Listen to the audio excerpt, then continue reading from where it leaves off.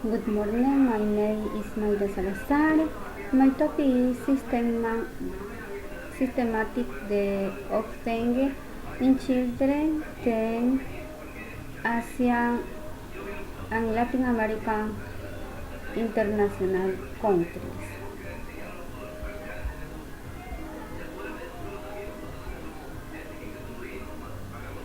Definition.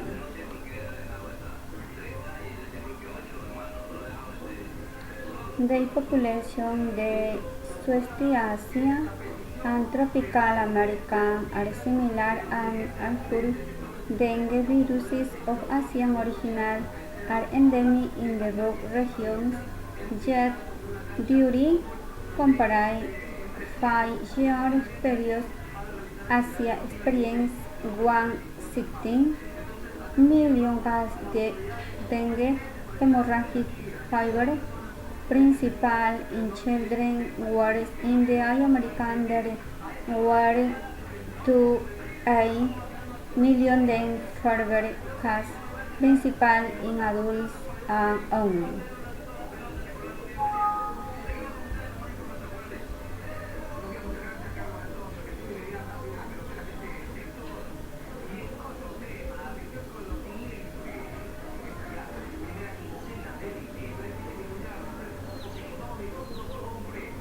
Como ocurre en la mayor parte de las vacunas, ¿no?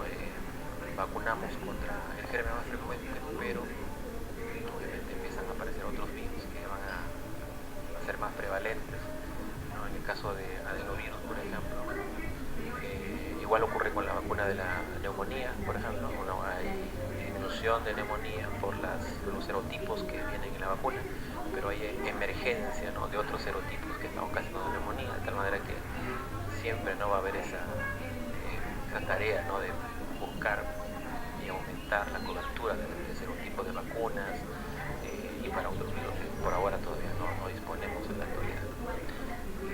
Cambiar sobre todo el hábito.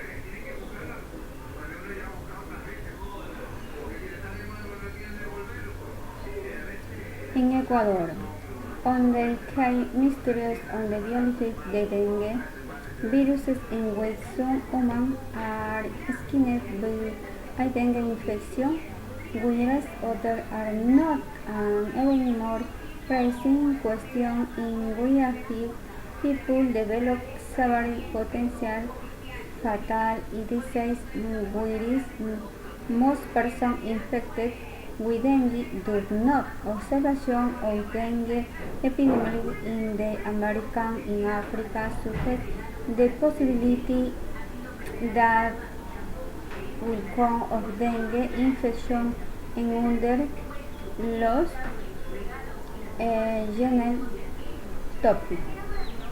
control.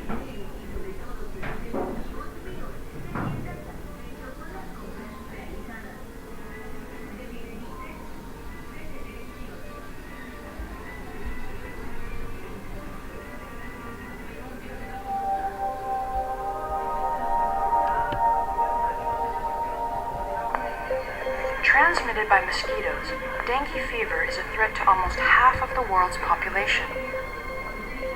Dengue is a major public health problem, particularly in Latin America and Asia, where outbreaks occur regularly. When biting a person for its blood meal, an infected mosquito releases saliva containing the dengue virus. Once in the body, the virus infects the immune cells in the skin tissue.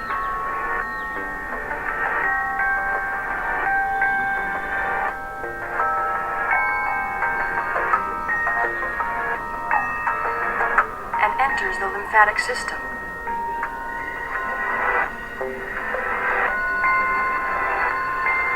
The viral infection can then trigger a strong inflammatory reaction.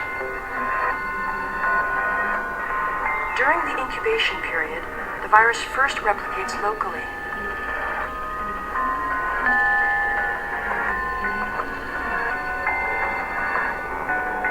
And then spreads into the bloodstream of the infected person. This is called viremia. For some patients, especially children, the infection may cause severe forms of the disease, including dengue hemorrhagic fever, the blood vessels become permeable, resulting in plasma leakage. Ultimately, dengue hemorrhagic fever requires intensive hospital care. When a mosquito bites a person who's already infected, it draws in the dengue virus contained in the blood.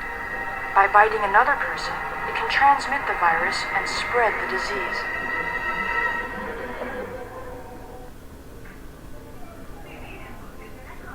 Treatment for children. Treatment for dengue in children. There are no specific medicine to treat dengue quickly. It is severe for on the disease is detected, then hospitalization is required via pressure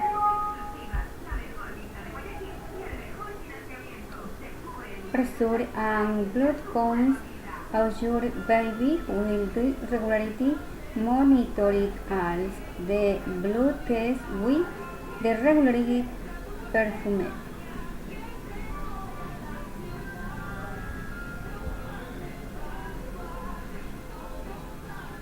Mosquitoes spread dengue. They bite all people, young or old.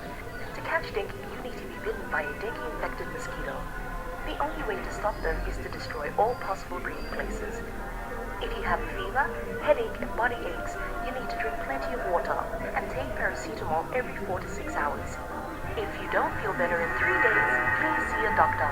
Act now to stop the spread of dengue fever. It is everyone's responsibility. Brought to you by the Ministry of Health and the Australian Government.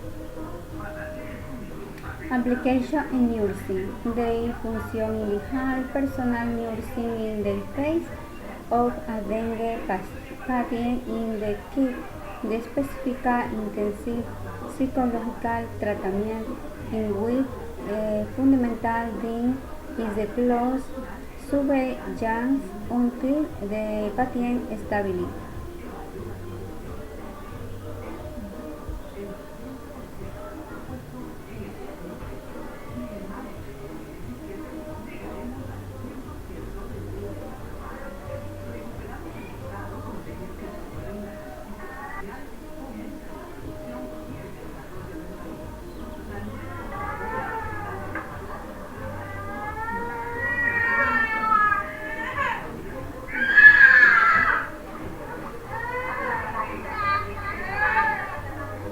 This child is suffering from dengue hemorrhagic fever. His capillaries are leaking fluid and he has a tendency to bleed.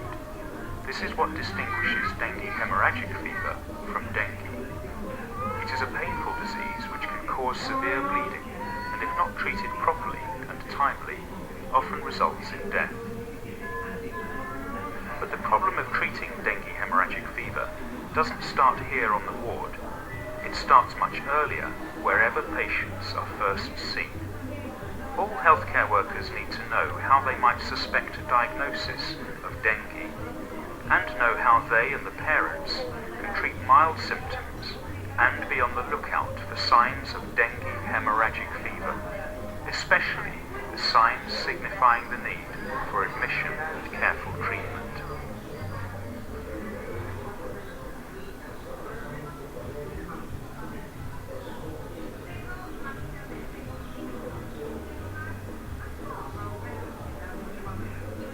Conclusion. The burdens of dengue were substantial in the 1-2 region and in all group. Burdens varied widely according to country, but the rates were generally higher, and this is faced more frequently several in Asian countries than Latin American countries.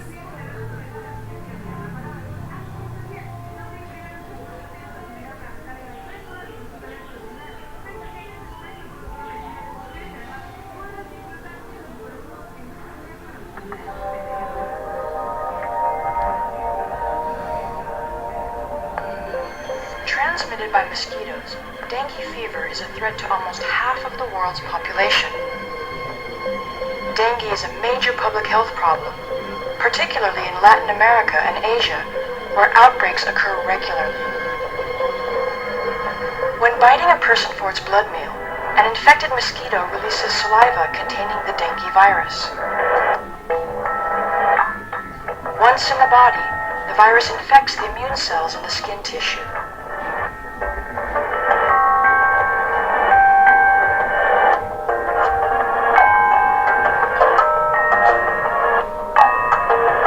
And enters the lymphatic system.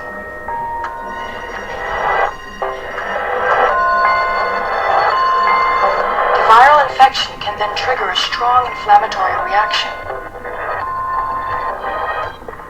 During the incubation period, the virus first replicates locally.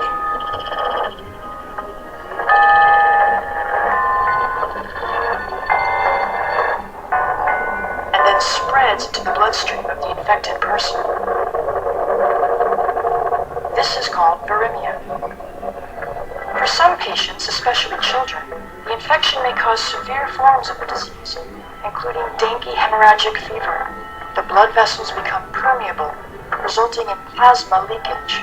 Ultimately, dengue hemorrhagic fever requires intensive hospital care. When a mosquito bites a person who's already infected, it draws in the dengue virus contained in the blood. By biting another person, it can transmit the virus and spread the disease.